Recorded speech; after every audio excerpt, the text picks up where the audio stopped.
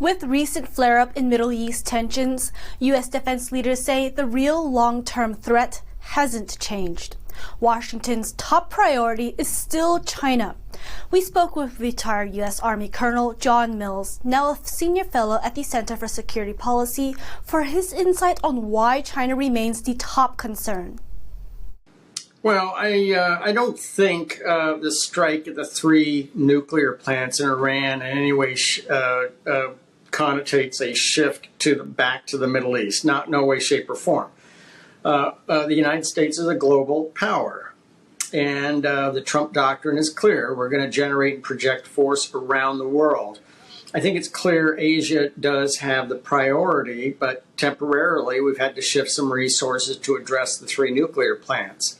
They're gone, and now we can reassign forces and move forces back to the Pacific. Fallout from Iran's nuclear losses could hit China hard.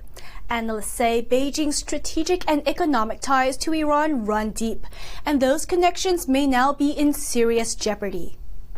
You got to look at it this way. Iran is a chief ally, in fact, and even almost a more important ally to China than Russia. If the regime, and it looks like the regime is likely going to collapse in Iran, that means China's right flank collapses as they face America across the Pacific. So this is huge. It's a huge loss for China. China also loses 25% of their entire energy that they were buying at sub-market prices illegally through Iran. This is a huge loss for China.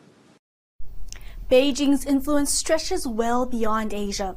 Experts say China has built a network of allied states to challenge the West, but some of those ties may now be starting to crack. China has a number of tributary states that are essentially their proxies for the worldwide fire that is ongoing caused by the Chinese Communist Party.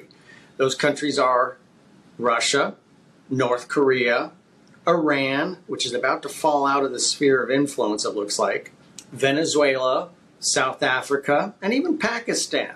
I know the Pakistanis get a little upset about that, but they need to figure out which side they're on. So ultimately, when China looks at Russia, even though Russia would not exist right now if it wasn't for Chinese and Iranian support, in the long term, when China looks at Russia, they think of only one thing, and that's lunch. So Putin knows that.